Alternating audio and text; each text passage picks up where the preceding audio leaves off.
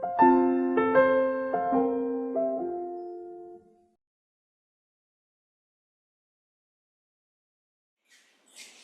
noite pessoal. Boa noite pessoal de casa também. Um tema, o Marcelo acabou de falar aqui na prece de abertura sobre evolução, sobre o Pai nos orientar. E eu acho que o começo de ano é um momento perfeito para a gente olhar para isso, né? Como sendo talvez aquela estrela guia, qual é o nosso objetivo maior, qual é o nosso destino. E esse é um capítulo, se eu não me engano, capítulo 16 ou 17 do Evangelho segundo o Espiritismo, e ele mostra um pouco isso, né? Ou seja, o nosso objetivo é a perfeição. E muito se fala sobre o papel que Jesus teve quando encarnou na Terra. Talvez uns mais simplistas, outros mais superficiais. E no final das contas, eu acho que são diversos papéis, né? Talvez o principal deles é servir de referência. Ao invés de falar que simplesmente ele veio libertar-nos dos nossos pecados, mostrar-nos... definitivamente ele vem mostrar para a gente o que é, talvez um pequeno gostinho de perfeição. O que é perfeição, na sua essência, ninguém não sabe ainda. E para mim é um caminho que vai ser pavimentado enquanto nós estamos literalmente andando. Mas a gente não pode esquecer que esse é o objetivo. Porque senão o esforço ele não é proporcional. Óbvio que o caminho é longo, sem dúvida nenhuma. Mas o esforço tem que ser muito grande. E eu tenho receio, muitas vezes, quando a gente esquece desse objetivo, de algo tão importante, em que efetivamente a gente talvez acabe mirando ou nos contentando apenas com os pequenos objetivos. Talvez o objetivo do ano, do mês, que são importantíssimos para a caminhada.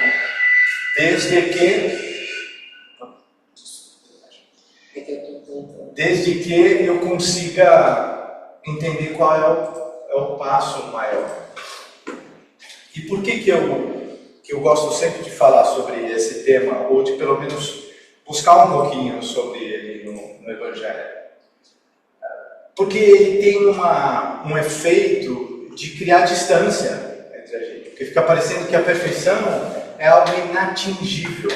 Então, acaba virando uma linha tênue entre um objetivo que é alcançável e um objetivo que é apenas um sonho, uma noite de verão. E não é. A perfeição, ela é literalmente aquilo que precisa ser buscado. Isso não quer dizer que ela seja fácil, longe disso. Mas eu não posso esquecer que ela é o caminho. E óbvio, a gente tem um conceito de perfeição, se você puder mudar, por favor, que é óbvio, como o nosso vocabulário, e isso é dito diversas vezes, está com delay?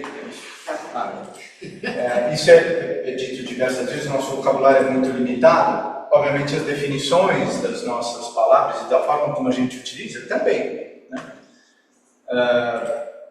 Para nós, perfeição não dá para ler de quem está aqui, talvez em casa todo mundo consiga ver, é o mais alto nível numa escala de valores. A perfeição, ela se traduz numa série de coisas, e Jesus, inclusive, deu isso para a gente. Ele mostrou, olha, perfeição, e o Evangelho, ele está cheio dessa orientação, né? Do que é perdoar, do que é amar, o papel da caridade, o conhecimento, a paciência, a tolerância e assim por diante. A gente, de novo, olha para a perfeição e diz, alguém é perfeito, eu não sou. Então, são dois mundos completamente diferentes. Mas o pedido que vem de dentro para nós, de nós mesmos, é a busca. E nessa busca, se você puder mudar, por favor. Ó, agora foi rápido. Eu tô vendo que você... Essa busca, ela é dura. Desde que eu entenda que ela é alcançável. Porque senão nem busca é. E aí, para mim, o grande problema se eu não miro em um lugar é que sabe aquele barco com uma vela enorme, mas sem leme? Para algum lugar ele vai, mas eu não sei qual. E é exatamente o que nós estamos fazendo. A gente está andando. E aí a gente vai batendo, talvez de uma ilha a outra, num outro barco, cai do barco, volta para o barco. Mas se a gente conseguir entender que o caminho ele é esse desenvolvimento e que o Pai, que o Marcelo mencionou no início aqui dos nossos trabalhos, ele tem a paciência para nos esperar, então não tem problema o caminho. Se eu bati na ilha errada, se eu caí do barco, se eu ainda não estou sem leme, não tem problema nenhum. Mas eu não posso parar de buscar. O momento em que a gente para de aprender, ou busca o aprendizado, é um momento que o movimento dessa busca para também, e para. A gente ouviu definitivamente que para trás a gente não anda, mas parar não dá para ficar. A gente pode ficar séculos parado. Pode, não tem problema nenhum. Isso não vai afetar o destino, só o tempo. Porque depois você vai ter que recuperar. E mais do que nunca, é esse momento em que eu digo, olha, eu não preciso mais, ou seja, estou nessa jornada, estou ficando mais velho, então chega, vai. Eu não preciso mais aprender nada. Ele tem que aprender e ter a mesma vontade. E essa faísca nos olhos de buscar até o último minuto que a gente vem aqui. Já que a gente sabe que não muda nada. Ele muda de plano, de matéria. Continua a luta. E quer mais conforto que esse ainda? Imagina se ele falasse isso para mim e dissesse, olha, a hora que você desencarnar, acabou, hein? Não, peraí, então como é que eu... Então só tem agora, só até o final do ano? Não. Então a busca, quando a gente diz que ela é incessante, não é uma palavra jogada, ela é incessante porque 24 horas por dia. 30 dias por mês, 12 meses por ano, uma vida inteira, e mais quantas forem necessárias. Óbvio que tem dias que dá aquela vontade de falar, hoje eu não quero pensar nesse negócio de evoluir, não. Porque dá um trabalho, eu tenho que olhar para mim, ver como é que rema, eu estou remando errado, volto, perdi o leme de novo. Não, mas como é que faz então? Pode até ser, então esse dia você vai tirar de folga. Dia seguinte você tem que recuperar. E ninguém está ali para você falando, olha, tem que recuperar. É você mesmo. É aquele dia que você acorda e fala, puxa, imagina nesse ciclo de um ano que a gente tem, olha como é que é a noção de tempo. Você vê que o tempo no relógio, ele não importa. Não importa absolutamente nada. Porque uma hora, quando está tudo bem, você está muito feliz, ela passa rápido. Uma hora de dor parece uma eternidade. Não parece? Então a hora em si não tem absolutamente nada a ver, é o nosso estado mental que influencia o tempo.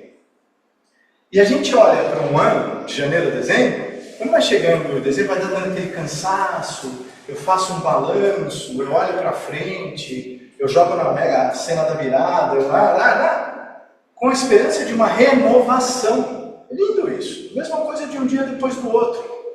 Desde que eu saiba que é isso que eu tenho que buscar. Aquela ideia de falar, olha, que muitas vezes a gente faz conosco mesmo, e tudo bem, de sermos até mais do que deveríamos indulgentes, para dizer, olha, não importa, foi ruim, mas eu fiz o meu melhor. Ótimo! Então vamos tentar ainda mais. Porque o que a gente vê é que o patamar da perfeição, ele também é infinito. A gente viu uma referência. A gente conhece, através de tudo que a gente lê e convive conosco mesmo, essa noção de uma perfeição. Jesus Cristo, o ser mais evoluído que já habitou esse planeta, que nós estamos utilizando como plataforma para o nosso caminhar. Mas será que é isso? Ou tem muito mais? Não sei. Eu tenho certeza que Jesus está andando com essa mesma busca. Tenho certeza.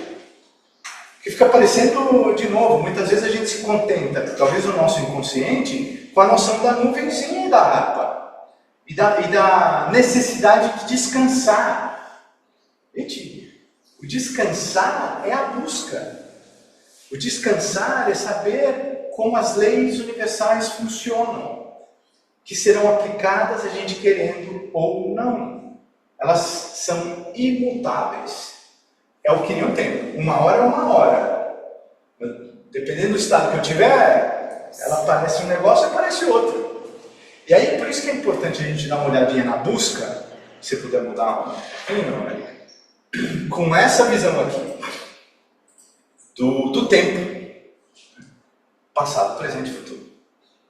A gente ouviu várias vezes, vocês devem ter ouvido também, que no mundo espiritual não existe isso. Então existe o quê?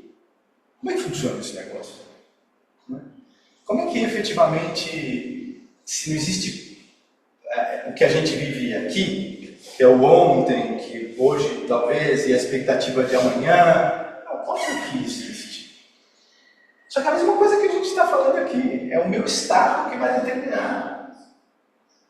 E aí é interessante porque tudo acontece num tempo só, que é esse. Então quando eu disse que não tem tempo, é que talvez a noção que eu tenha disso é muito maior, muito mais clara, muito mais tangível, que a gente não tem aqui. Se a gente tivesse essa noção toda do presente, talvez a gente não teria, no mínimo, 2 grandes componentes no nosso peito, que é angústia e ansiedade. Né? Porque, definitivamente, se o tempo é uma consequência do meu estado de espírito, né? Quando eu estou ansioso com o quê? Eu estou tentando acelerar ou parar o relógio? Que é isso exatamente. Um tempo bom, eu quero mais tempo. Tempo ruim, eu quero que corra mais rápido. Na verdade, existe o eterno presente, né? Pois é. Então, você imagina, Marcelo, que se eu não me aprumo, e veja, eu estou falando tudo isso, é a minha luta diária, a minha busca é essa. Como é que eu convivo hoje sem pé amarrado ontem e sem esse pânico do que vai ser amanhã? Aí a gente fala muito sobre todos os componentes de fé. As coisas só fazem sentido depois que elas ocorreram, não? Eu só consigo juntar os cacos depois. Aí eu entendo por que eu passei por aquilo, por que eu conheci aquela pessoa, por que eu visitei aquele lugar, por que eu briguei, por que eu amei, por que eu chorei. Eu só consigo fechar essa gavetinha da minha vida depois. Então, se é depois, você tem que acreditar que aquele passo que você está dando hoje é o melhor passo. E ainda para isso, o amor de Deus é tão impressionante que ele te dá uma orientação do que é o amanhã. Diz, olha, para o amanhã ser do jeito que você está querendo aí, ó, precisa fazer isso aqui, ó. Porque senão, e ele dá essa noção tão simples, que eu acho que simples, como se fôssemos que somos criança. É a mesma coisa que você fala para uma criança. Olha, se você mexer com o dedo naquela tomada, vai dar choque. Se você plantar esse negócio aqui, você vai colher aquilo lá, ó. E não é o que você quer. Então não planta. E a gente olha para o do lado sempre. Porque o do lado que plantou, você está vendo? Olha o que o cara está fazendo. Ele está plantando errado, vai dar errado isso. Olha para tu, meu Deus do céu. Deixa que ele vai resolver. Mas a gente fica nesse movimento de distração, jogando a busca para algum lado e misturando esse negócio de uma forma que aí sim esse negócio não faz sentido mais não. E grande parte do que a gente vive hoje, desse componente desequilibrado, ou talvez com falta de harmonia, ele tem a ver muito com isso aqui. Óbvio. E aí, se puder mudar, por favor? Porque a gente sabe que nós somos hoje... Nossa, fica ruim, né? Com a luz aqui. Nós somos hoje aquilo que... Então, a forma de você Eu vi hoje um estudo muito impressionante sobre a forma como famílias de classe média, alta, conversam com seus filhos e o que as famílias menos favorecidas têm como base dessas conversas. São completamente distintas. Basicamente, a diferença é, nas famílias mais abastadas, existe uma noção de que o mundo pode ser teu amigo. Aqui não, nas famílias menos favorecidas, é que o mundo está contra você. Vai ser uma luta, uma batalha, e você tem que enfrentar todo mundo com a mesma força que você deveria ter numa grande guerra. São duas abordagens para o dia a dia que todos nós temos. E aí a gente sabe que ao longo disso, cada ilha que a gente para, cada barco que a gente bate, ou cada tombo que a gente toma do barco, ele forma algo em mim que depois eu tenho que arrumar. Por isso que eu digo, aí eu tenho que correr para ganhar aquele tempo que eu definitivamente não ganhei ontem, né? Então, ficar preso no passado é um dos componentes que mais nos segura nessa noção do tempo. E o preso é isso, é achar que, então, Jesus, e o que ele veio fazer então? O que esse cara tinha que vir aqui fazer esse negócio aí? Mas de que lado que ele está? Ele está do lado lá do Maomé, que é esse negócio aí? Quem é que está certo? Né? Eu lembro que um grande teólogo, em determinado momento, ele chegou e falou assim, gente, vamos fazer o seguinte, vamos discutir se ele veio ou não veio? Vamos encarar com uma história muito legal, que a gente poderia usar como referência, porque a gente fica colocando rótulo, a gente fica colocando uma história própria, a gente diz então, que ele fez isso, fez aquilo, então, que para ter a benção dele você precisa fazer algo. Olha o emaranhado de bagunça que a gente coloca nesse negócio como um todo. E óbvio, se a gente faz isso tudo, no mínimo a gente tem um componente preso no passado, que é limpar um pouco desse sujeirama toda que a gente fez. Que a gente costuma brincar aqui, que é a mochilinha que eu preciso carregar. Que por si só, nessa evolução com o conceito de perfeição, se eu fizer tudo certo, já é difícil carregar. Já tem uma série de desafios. Imagina andar dando tranco e barranco para tudo quanto é lado. Né? E aí tem um negócio interessante que o capítulo do Evangelho traz, por favor. Fala, tá bom, preso no passado, mas o que acontece se eu estiver preso no passado? E eu imagino que todos vocês irão se identificar com o que todos nós vivemos no dia a dia, esse componente. Né? Por favor. Então, se eu estou preso no ontem, tudo que eu fiz e que eu queria, hoje, o que é hoje? Ele é a reflexão de ontem. Então, o que vai ser amanhã? Amanhã vai ser de novo, porque eu não planejei nada. Eu só estou olhando para trás. Eu não estou mirando de como eu poderia... E olha a quantidade de mensagens que a gente recebe. Olha, amanhã é de novo, é uma folha em branco. Você pode... Ela é tua. Mas como ela é minha? Eu tenho lá a minha sogra, Cara, tá bom, isso aí vai ser parte da tua história, mas ao mesmo tempo, o amanhã para ser diferente, seja a história para onde você for, com quem for, na tua mão. Mas que ela só vai ter um componente que esteja a seu alcance, que é agora. Mas não, mesmo assim eu fico amarrado, lembrando daquilo. Quando encontrar aquela pessoa, aí sim eu vou passar a rasteira nela. Tá bom, pode ser, mas o problema é que a gente passa as vidas aí, tanto que tenho certeza que todos aqui têm uma curiosidade enorme para saber o que aconteceu nas suas vidas passadas. Não é? 100%. E muitas vezes eu já ouvi isso. Eu falo, cara, por que você quer saber? Você é exatamente o que aconteceu para trás. É você, olha para você. São todas as suas vidas passadas. Agora, você está preocupado com tudo que você viveu ou o que você vai viver? Né? Aí a gente não sabe responder. Aí alguém diz, olha, mas lá a noção de tempo é diferente. Lá a noção de tempo ela é coerente.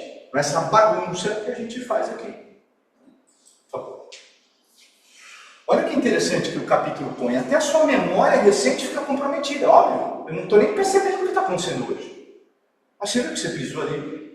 Um episódio impressionante que aconteceu comigo, de ver como a gente é doente nesse ponto. Eu lembro que eu fui uma vez num museu, um grupo de pessoas, eu entrei no museu, estava exatamente isso, pensando na semana passada, Aí entrei no museu, o cara falou, cara, que coisa impressionante aquele esqueleto daquele dinossauro na entrada. Eu falei, como é que é? Um esqueleto? Você não viu? Eu falei, não. Eu tinha um esqueleto que devia ter mais ou menos uns 70 metros de altura. E eu não vi.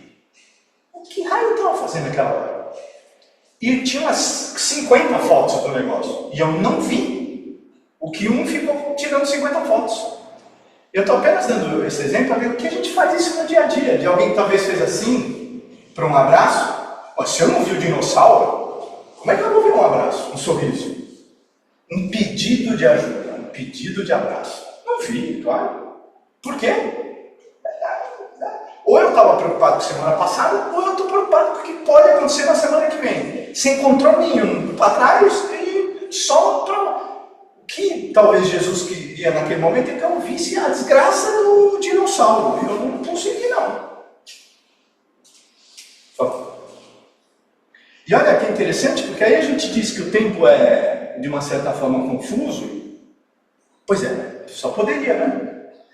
Porque se eu não estou vivendo agora, se a gente acredita que nós somos energia pura, e que aquilo que eu emano, seja no que for, palavras, pensamentos, sentimentos, vibrações, é o que realmente eu pego para mim. Então você imagina, eu estou pensando só no passado, estou andando na rua. Qual que é o meu equilíbrio do tempo? Nenhum. Porque tudo que está acontecendo à minha volta, eu não estou pensando em nada daquilo. Nada do que está acontecendo naquele momento vai vir para mim, de ruim e de bom, porque eu estou misturado em algum canto aqui. E obviamente, se eu não olho para frente com a vontade de construir quem eu quero ser, pois é, você não... Então veja, é a mesma coisa da gente passar o ano de 26 inteiro olhando para 25. Cara, por que em fevereiro de 25 aconteceu aquilo? Por que raios eu peguei aquele Uber que o cara não sabia nem onde ficava São Paulo direito? Que aliás é a grande maioria. Né? O dia que desligar o Waze, não sei o que acontece, no planeta já. Né? Porque eu fico remoendo. Aí que você vai, aí amanhã desencarna, chega lá no famoso guichê, e aí? O que tem pra mim aí? Tem o teu passado. Se quiser, tem vários filmes dele. E tem vários formatos. Tem TV, tem no papel, mas e pra frente? Não, você ainda não trabalhou nisso não. Você parece que não entendeu como as coisas funcionam. E aí eu venho com a teoria, tá vendo lá? O tempo é diferente. O tempo é diferente porque ele é consistente. Agora você tem que cuidar do agora. O grande instrumento que a gente tem é exatamente o agora. Como por que eu tive aquele problema no meu pescoço em 2001? Se eu não tivesse tido aquele problema no pescoço, quando eu conseguiria ter feito aquela viagem? Se eu tivesse feito aquela viagem, eu teria conhecido aquela pessoa. Se eu tivesse conhecido aquela pessoa, eu teria casado. Tá vendo? Porque ela casou. Aí você já misturou com algum, tá lá o coitado do outro lado e diz, o que eu tenho a ver com eles? Então, começou no pescoço, eu não tenho filho no meu pescoço, basicamente. E de novo, eu vou tentando construir juntar os cacos para contar a história, sem pensar que eu tenho que plantar esses cacos, para que eu possa contar a história. Então veja, se Jesus chegou para a gente e disse, olha, você é dono do seu futuro. A gente olhou para isso como sendo, mas eu quero superpoderes. Porque você falou assim, eu sou dono, eu quero ser aquele cara de Shazam. Não, ninguém falou que é Shazam. Construir é construir. Mas quando constrói? Não vai ser olhando para trás. Não vai ser sem saber como constrói. Vai ser tentando entender. Aí ele vai imune a gente com um bando de conceitos e bibliografia para nos ajudar. E a gente também não olha isso não. Já viu aquele desenho da Casa Espírita, que tem uma bifurcação, que tem assim, sala de passe tem 5 bilhões de pessoas. Leitura e estudo tem 3. Eu quero Shazam. Eu não quero ter que construir tijolo por tijolo. Né? De ver aquela teoria também da como é que as pirâmides foram construídas. Não, alguém jogou esse negócio, cara. Não jogou, foi colocado pedra em cima de pedra. O como, aí, mas foi útil. A gente não gosta disso. A gente gosta de falar. Mas para que a gente realmente tenha que botar um tijolo depois do outro, aí não. Aí dá um jeito, eu quero atalho. Eu não quero, né, tijolo sobre tijolo. Então, o presente, que é um nome até interessante, né, dentro da nossa limitação de vocabulário, ele é tudo que a gente tem. E o presente é literalmente agora, né, gente? É agora. Então, sabe aquela história de falar, poxa, eu vou no médico agora porque eu não estou me sentindo bem? Bom, não, porque está chovendo, porque... é tudo que eu posso fazer. Agora, se eu gosto de mim, eu vou me cuidar. Eu vou começar a plantar exatamente isso. A noção da sobrevivência que a gente tem, do cuidado com a saúde, ela é exatamente primordial para essa evolução, porque quanto mais tempo eu passar aqui, melhor para mim, mais tempo eu vou ter de fazer, construir. Mas não, fala, quer saber da coisa? Depois eu vejo isso, vai. Tem um de vida? Não tem? Então tá, vai vir outro? Vai, claro que vai, isso não tem problema. E olha, ele dá esse conforto, mas por que não agora? Por que não agora? Agora não existe. Oi? Porque o agora, essa pessoa não existe. Pois é, ela está olhando para trás com medo do amanhã. E o amanhã, ela está esquecendo que ele vai ser exatamente... Então, assim, eu não fui no médico, não fui. Amanhã eu acordo mal. Porque eu não fui no médico. É a única coisa que eu tinha que fazer naquele agora. Eu não fui. Ou seja lá o que for, ou eu liguei para uma pessoa que eu queria falar muito, ou eu fui num lugar para me sentir melhor, ou eu fiz um trabalho que podia me dar um fruto ali na frente, com um descanso que eu queria ter. Eu não fiz nada. Eu fiquei remoendo e fiquei angustiado e ansioso com o amanhã. E aí, a minha sogra está com uma demência num grau bastante avançado. E é impressionante, porque o que eu percebo nela agora um piloto automático, porque ela não tem mais vontade de fazer nenhum exercício de recuperação. Então ficou cômodo não lembrar e não saber onde você está. Ela faz 90 anos na segunda-feira que vem e ela acha que ela tem 74. Então nada mais faz sentido e ela não quer que faça sentido mais. Gente, eu vou dizer para vocês, é uma escolha nossa isso. Não é uma fatalidade. É uma escolha dela viver desse jeito. Como a mesma coisa o meu pai, quando fumava 6 maços de cigarro por dia, foi uma escolha dele. Ia dar alguma coisa boa? Não deu. Morreu com 57 anos. O que esperava? Se chegou lá, ele ficou surpreso, o cara falou assim, agora dá uma surra nele. Alguém, por favor, vem aí, restitui o Coliseu, traz todos os leões que tem na África e vê se... Como é que... Acharam o quê? Porque eu não olhei para isso. Eu estou ansioso, então o cigarro me ajuda. Olha o que você está construindo. Então, no final das contas, por favor, o que a gente aprende do colher o que a gente plantou é literalmente esse carinho, esse amor e essa atenção que a gente tem que ter com agora. E é interessante, uma vez eu já comentei isso aqui várias vezes, foi na Cajaíba isso. Eu comentei, uma mulher veio falar comigo depois, na época, que eu falei, olha, você sempre sair agora, porque o agora é agora mesmo, né? Nós estamos aqui, né? O pessoal está em casa, já nós vamos sair daqui, nós vamos para casa, e essas coisas que estão no teu coração agora, que talvez você teria vontade de fazer hoje à noite, essa sexta, no dia 16 de janeiro, faça, seja lá o que for, é isso. Esse é o agora. E eu disse na Cajaíba uma vez, a mesma coisa você andar na rua, já que a gente entende que somos todos iguais, estamos todos no mesmo barco, estamos todos fadados ao mesmo destino, então literalmente a gente começa a entender essa visão de somos todos irmãos. Então você imagina você começar a andar na rua olhando para todo mundo como literalmente o seu irmão. Será que não ia mudar a forma como a gente, e eu principalmente, o Zé Roberto também era um companheiro meu o ódio no trânsito, né? Será que a gente não ia começar a agir de forma diferente, de todos os aspectos? E aí essa moça veio depois falar comigo, você deve estar maluco, né? Ficar andando na rua achando que fulano de tal é meu irmão. Eu falei, pois é, você pode até não querer fazer, achar que é maluquice, mas é. E esses conceitos, o que a gente aprende aqui, uma hora elas têm que entrar no nosso coração.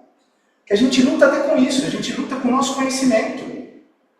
A hora que a gente passa por um aperto, e todos nós aqui passamos, é a hora que todo esse conhecimento tem que vir à tona. Para te dar equilíbrio, te dar harmonia, te dar esperança, te dar fé. Mas não. A gente esquece tudo. Cai tudo por terra. No primeiro desencarne na família, eu esqueço que existe uma vida eterna. Mas por quê?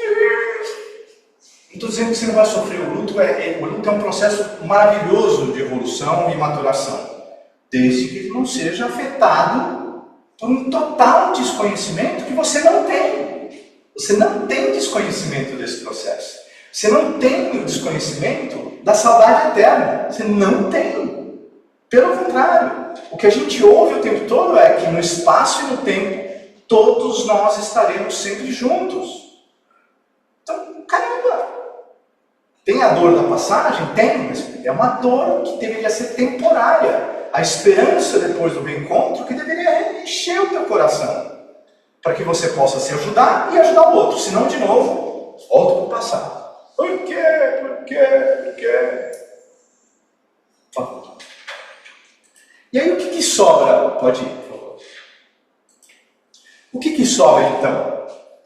Sobra a construção. Mas o futuro é incerto. Pois é, você ainda não fez nada. Ele é incerto mesmo. Você não construiu. Agora começa a colocar uma pedrinha depois da outra, ele para de ser incerto. Eu cuido da minha saúde, eu tenho saúde. É aquela outra ponto importante do Evangelho. Cuide do corpo e da alma. Cuidou do corpo, equilíbrio aqui. A alma também em harmonia. As coisas começam a se encaixar. O raciocínio, essa visão de tempo, os cuidados com o meu conhecimento se tornam mais claros.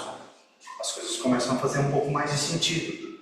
A gente escorrega o tempo todo, aí volta, mas se eu tenho essa disciplina de entender que o amanhã eu estou vivendo hoje, mas não por premonição, porque é o que eu estou construindo. Então o futuro, ele só é incerto porque a gente quer. E várias vezes, várias passagens do Evangelho e outras obras tantas, eles mostram exatamente isso. Se você trilhar aquele caminho, é isso que você vai encontrar. Tem gente ali, mas é incerto. Não é, estou te falando. Não é incerto. Óbvio que a gente sabe que nesse caminhar todo, olhando para trás, eu tenho uma série de coisas que eu preciso viver. É um saldo que eu tenho. Eu preciso acomodar. Eu preciso equilibrar. Sabe aquela história de estourou a conta do banco? Se eu for realmente uma pessoa que busca esse equilíbrio, eu vou ter que botar esse negócio de forma organizada. O que eu preciso organizar isso? Eu tenho que voltar para trás, arrumar. Vai chegar um momento, arrumei, pronto. Mesma coisa na nossa vida. Então existem débitos passados, débito com pessoas, situações, comigo mesmo, eu preciso arrumar. Então já tem um conjunto de coisas ali que ele já ajudou dizendo, olha, tem uma série de situações que você vai viver, que elas são fruto, mas deixa que você vai... Não adianta você ficar olhando para trás, você tem que viver isso e saber que viver é bom viver isso. Você vai simplesmente trazendo mais harmonia para o teu caminhar. Mas é como se você fosse ambidestro. Você tem que saber escrever com as duas mãos. Você tem que saber refletir sobre as coisas que você está vivendo, com essa noção de que pode ter sido um débito e a sua ação imediata, e com outra mão construindo esse negócio aqui. A ambidestria é um negócio fantástico, porque eu não conheço nenhum ambidestro. Né? A visão que a gente tem do ambidestro é saber escrever, né? Mexer com esquerda e direita. A definição de ambidestro é ótima, ela diz que está tudo certo. Os dois caminhos estão certos. Então, saber do passado que eu preciso limpar, está certo. Estou dizendo que você tem que remover, você precisa limpar. Construir o futuro com o outro também está certo. Isso é o equilíbrio do agora. Porque agora é isso que nós estamos fazendo. Nós estamos tendo vivências, débitos passados, e estamos construindo o nosso futuro. E ainda nesse emaranhado de confusão, ainda Jesus vem dizer para a gente, olha, e tem débitos que você tem, que eu posso inclusive aliviar, conforme as coisas estão caminhando. Caramba, gente. E eu fico, não, mas não é só que eu fico mais com o passado, eu fico fazendo mais ainda para frente, né? Então, o futuro vai ser sempre uma incerteza, se assim eu quiser, né? Sem dúvida nenhuma. É isso. Para mim, o ser de perfeitos, ele tem muito mais relação com este caminhar, a luta pela perfeição, do que simplesmente achar que é um caminho de Jesus, não um caminho meu.